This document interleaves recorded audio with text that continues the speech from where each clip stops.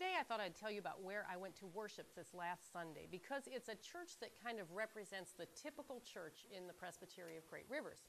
I was at First Presbyterian Church in Lewistown, which is the geographical center of our presbytery. I've always thought that it's kind of interesting that Lewistown is the geographical center of our presbytery because if you know very much about the history of Illinois, or if you like to go to museums, or if you grew up around here and went on trips with your grade school classes, then you probably know that Dixon Mounds is at Lewistown. Now, Dixon Mounds is a place where there were Indian burials. It was also a gathering for the Indians that used to live here in Illinois. So it must have been the geographical center of their area as well. Lewistown is a church that is about the typical size of churches in our presbytery and churches across the denomination. I think they have 100 or so members on their roll. I think there were about 50 people in worship when I was there on Sunday. And they have all of the things that you would expect in a Presbyterian church. Even though it was a summer Sunday, the choir sang. There were children in worship. There were people of all ages. And I want to walk you through their bulletin just a little bit because I thought that they had some really good ideas about the way they did worship. Again, this isn't a great big church. They have a pastor whom they share with another congregation. So it's not like they have a great big staff either, but they do things very well. First of all, I thought the bulletin was really pretty. They print this themselves. And when I asked the pastor where they print it, he said all over the place. So there are some people in the congregation who take turns using up their color ink to print the color bulletins, and they have other places they print them as well. Then as we began worship, it was interesting because we started with the kinds of announcements and joys and concerns that worship always begins with in lots of churches. One of the things that was done was that visitors were greeted, and since I was a visitor there, we were all given gifts. It was candy. It was great because it gave me something to eat on my drive home, but it was a very warm way of welcoming people into the congregation and into the worship service that morning.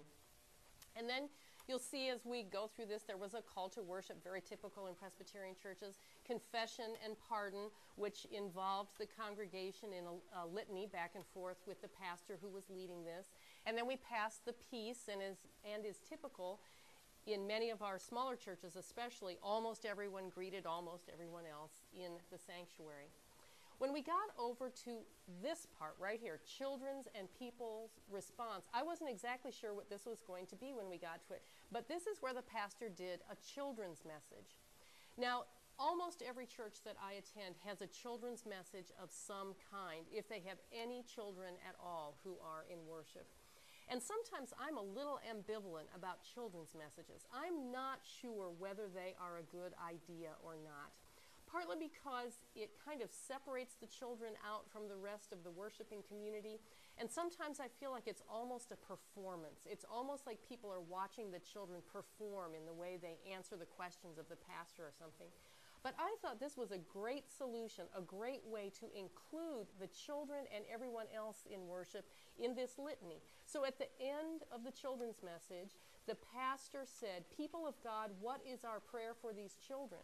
And the adults said, "May the Lord be with you." And the children answered, "And also with you." The children knew this litany by heart, so they obviously do it every Sunday in that service.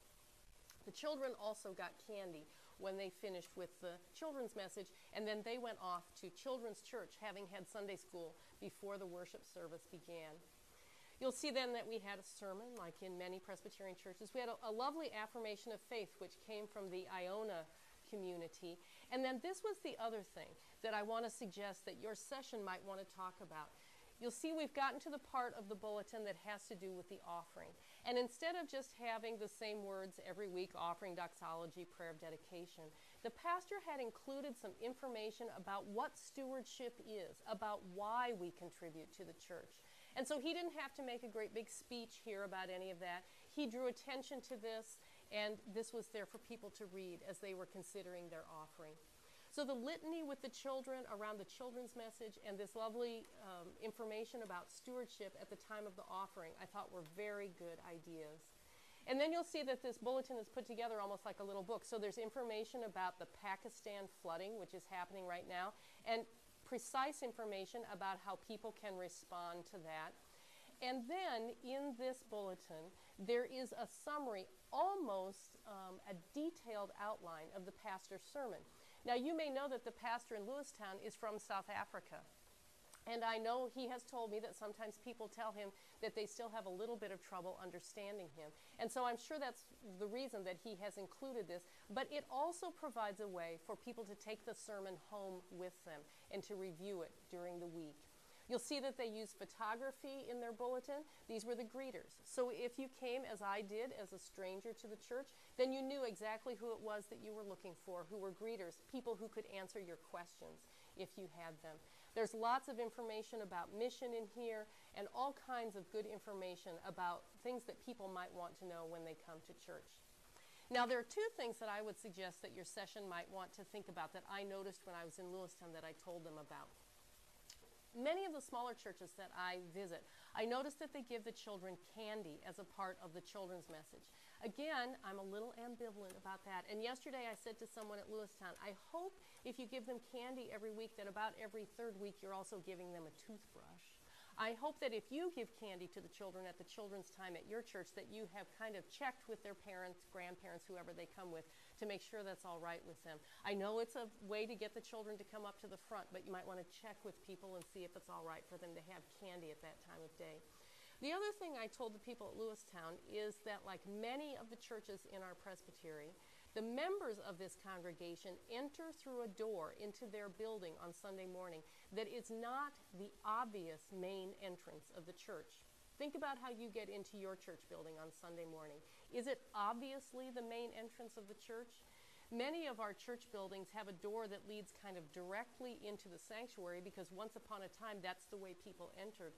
But now no one really uses that door. The door through which most of the people at Lewistown enter doesn't have any sign around it that this is the church. It doesn't have any welcome. It's not really clear that you are entering a door into the church. So I would just encourage you to think about that. Imagine coming up to your church building as a visitor.